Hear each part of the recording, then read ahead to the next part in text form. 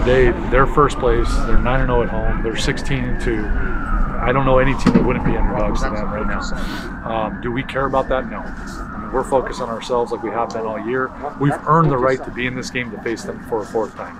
And that's all we're concerned about. Us doing our jobs each and every day, living for the moment, trying to get better this week. And that's all we can control. We cannot control what anybody else says about us or what the prognosticators are saying. We're focused on ourselves. Does it allow you to play with a bit of a chip on your shoulder? I think you can see by the way we play, I think we've been doing a pretty good job of that all year. But honestly, I don't know how many guys listen to anything outside of our dressing room. We've been so focused on ourselves all year that we haven't had time for anybody to tell us what we can't do. We've just been grinding, working, coming together, doing all the things necessary to be put in this position. And we've done that, and that's why we're here. And so I think everyone's excited about the opportunity, the positives of this opportunity, not listen to anybody talk about the negatives of this opportunity, because it's a great opportunity.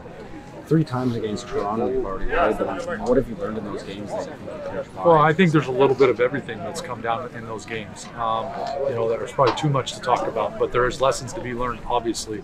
And I think, that's what the studying has been this week, the preparation, looking over those 3 games, knowing it's going to be, 2 out of the 3 games is very tight. The 3rd game, we were minus majorly in turnover margin, and they took it to us. So the other 2 games were much tighter. So we're expecting to have to be at our best to beat them, but that's what the expectation is. So everything, all those reps we've taken is helping us this week and going to make us play at our top level, and that's all we've asked for, just to our players. Let's be at our best this week and go from there. Last Saturday, you kept running the ball even though it was not working really well in the first half. What is your approach this week, facing a really tough offense? At the end of the day, you kind of let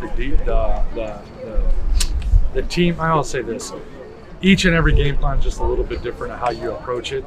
Obviously, when you're trying to establish the line of scrimmage, that comes with obviously being able to protect up front, being able to run the ball, but you have to be able to adjust throughout games. So when things aren't going your way, you've got to be able to move on and get to other things to open it back up. So however we decide to attack them, we'll obviously be able to be multiple, and that's ultimately what we'd like to be able to do, is control the line of scrimmage but be multiple in doing it.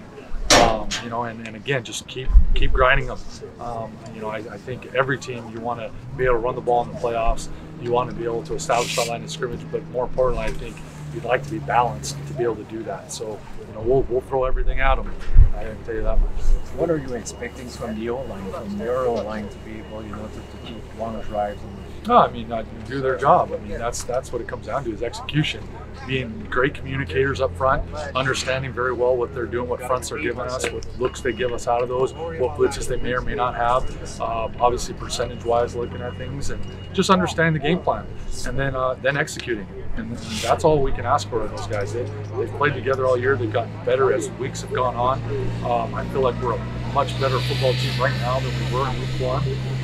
And I attribute that a lot to our line, working as hard as they have to come together. And I think that's what it takes for an O-line. It takes some time to gel. And so I thought we did a good job of gelling down the stretch, and expect nothing but that come game day. Framed as the underdog this week. Well, I think it's been our role all season, right? And it started from day 1 at training camp, and really throughout free agency, we've always been placed as the underdog team. So it's a role we're familiar with and a role we embrace. I know me personally, I feel like I've been an underdog my entire career, and so it's a role I like to be in because it's fun to prove a lot of doubters or naysayers wrong. 3 times against the Argos already this year. They've taken you 3 times. How does that factor into how you guys are preparing for this game today? Well, it's going to be an incredibly tough task, and it's funny you say that, but they're 16-2, so a lot of teams didn't beat them this year. So it goes for everybody around the league, and I know personally we got to play our best ball if we want to have a chance. But looking back at those 3 games, I think the biggest thing and the most glaring thing was the turnover differential. They beat us in all 3 games in the turnover differential, and I think that's the biggest difference between winning and losing those games. And if you look at the standings, 1 and 2 in turnover margin was them at 1 and us at 2. So that's a huge product of success, especially in the playoffs. So we know we got to go in offensively and protect the ball, and defensively, we know we got to go in and take the ball away. So those are the biggest things to winning playoff games. I know you've only been here this year, but historically for this team, this is a great opportunity for them to get back to the Grey Cup for the first time since 2010. What does that mean, like organizationally and stuff, to you guys to have that opportunity? Yeah, when I signed here, I realized quickly how much rich tradition is here in this organization, how much winning seasons and Grey Cup champions and legendary CFL players are here. And so when I put the uniform on, I take pride in it, and I want to go out there and make those ex-team members proud. I want to make my coaches proud, my family proud, and we have a great opportunity ahead of us. And you win one game and you're in the Grey Cup. And at the beginning of the year in training camp, we said our goal is to win a Grey Cup, and we are one game away from being in the Grey Cup, and that's got us excited. That's got the entire team just really chomping at the bit for this opportunity. Could you feel the fans kind of getting more and more behind you during that playoff game, and kind of what do you expect out of them? I know it's an away game, but what do you expect out of them this weekend? Yeah, they showed up. It was extremely loud crowd, and they were rowdy, and they made it very difficult for Hamilton's offense when they're on the field. And one of the biggest things I was talking to the guys about going into this that last game was we want to reward our fans with a victory at home in front of them for all that they did for us this entire year. There was multiple games that were at home that we got delayed. Fans didn't go home. They stayed around. They made it hostile for opposing teams to come in, and we embraced it and we enjoyed it. And our fans are truly diehard fans, and so we're extremely excited to play at least another opportunity in front of them. It's just a quick trip to Toronto, and so we know that there will be a lot of fans there for us and supporting us, and we're excited about that. I have a quick one, maybe an easy one. You have one Grey Cup ring, the Toronto in 2000, and you were not the starting quarterback. I just want to know, where is this ring now? You have this ring at home? Because I know that you won a ring as a starting quarterback. Yeah, absolutely, and that's the biggest thing. It's at home, locked away in my safe, and I haven't worn it since we won. Once I went to a different team, I haven't worn it, and that's something I'll cherish for the rest of my life, right? Winning a championship is extremely incredible, and the relationships I formed over there in Toronto in the 3 years I was there. But to tell you the truth, when I hang them up and I retire, that's the time I'll wear the ring. But as a starter, it'll mean so much more to me winning a Grey Cup ring, and that's our goal this year, and that's my goal. Every year I've taken the helm, it's to win a Grey Cup, and we're one game away from being in the Grey Cup, and really excited just about the opportunity. Besides yourself, what's your favorite underdog story? Could be fictional, whatever you like. Oh man, you said you're gonna have tough questions today? That's a tough question. Yeah, I can't even prepare for that. Growing up, and he might have not have been a true underdog guy, but a guy that I watched and I paid close attention to was Brett Favre, and I just felt like his passion always came out as an underdog guy. I know he signed with the Atlanta Falcons coming out. He got drafted to them, was partying a little too much and got shipped off to Green Bay, and ended up having that underdog mentality, went out there and proved everybody wrong. He's a true gunslinger. I don't think I'm quite the gunslinger like him, but he's one of the first people I watched as a professional quarterback and said, I want to kind of emulate my passion, I want to emulate my toughness after a guy like that. So you're a guy from here, and you know what getting back to the Grey Cup would mean for this team. It hasn't happened since 2010. Can you just put me into perspective what it would kind of mean for you to be able to be part of that crew that gets the team back to the Grey Cup? I mean, it would be incredible. You just said it, 2010, the last time they went. I think this city is looking forward to have a championship winning team, and I think we have it this year. So we just got to make sure we take care of business on Saturday. It's going to be a difficult match. It's going to be a hard match, but I think if we play how we can play, and if we stay at the level we've been saying for the past few games, we can get close to that win. You've had 3 shots at the Argos this year. What makes them so hard to beat? They're just a well-balanced team all around. They got some great players. They got Chad Kelly, which is a great running back. AJ Wallet also got great coordinator, and I think it just speaks of how they've been playing all year long. And if you want to be the best, you got to be the best. Last year they won, so that's what we're trying to aim for.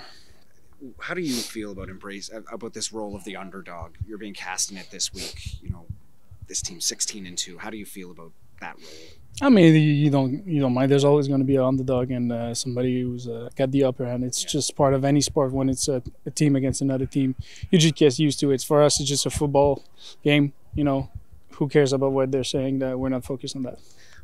What are your memories of the last time the Alouettes were in the Grey Cup, 2010 and 2009? Where were you in your life at that point? Do you have any memories of that? I remember I was at home watching it, and it was an awesome feeling just being with the family watching it. And I remember, you know, at that age, I was more a CFL fan than the NFL fan. So I remember when we won, it was with the, that's the one where they kicked it. He missed it because there was too many men on the field, and we re-kicked it and we won. So it was just crazy. I remember we were jumping of joy. So it was a great feeling to experience it as a fan. So hopefully now I can experience as a player. Excellent. Je suis un peu tanné de te demander tes honneurs là, parce que ça en fait une coupe, mais CFL All-Star cette année, c'est quoi l'émotion que tu ressens quand tu entends ça? Très content, mais je suis vraiment plus focusé sur, je te dirais honnêtement, je suis vraiment focusé sur Toronto. C'est toujours agréable de se faire complimenter et puis surtout être capable d'être dans l'équipe pour la CFL au complet. Donc c'est apprécié. Je remercie tout le monde puis tout le travail que j'ai pu faire n'est pas fait seulement par moi, par l'équipe, par mes coéquipiers, par ma famille, donc par toi. Donc c'est vraiment quelque chose que j'apprécie énormément. Puis tu vas profiter du moment, mais une chose est sûre, c'est que ça va être à la fin de la saison qu'on va célébrer ça. Comment est-ce que l'équipe va gérer le défi ce week-end d'être le underdog contre Toronto? Je pense que c'est la mentalité. Tu veux t'assurer d'avoir une bonne mentalité quand tu approches à cette game-là. Puis une des choses que j'ai déjà parlé, mais je vais redire, c'est le dernier match de saison régulière. C'était un match contre Hamilton qui voulait rien dire, gagner ou défaite. Puis comment on a approché ce match-là, je pense que ça a montré quelle équipe qu'on est. Puis on prend, peu importe quel match que c'est, peu importe qu'est-ce que ça veut dire, quand on est sur le terrain, c'est notre produit, c'est notre nom qui est en bas. Donc, on s'assure de donner le niveau qu'on peut pour être fier après ça quand on regarde le match.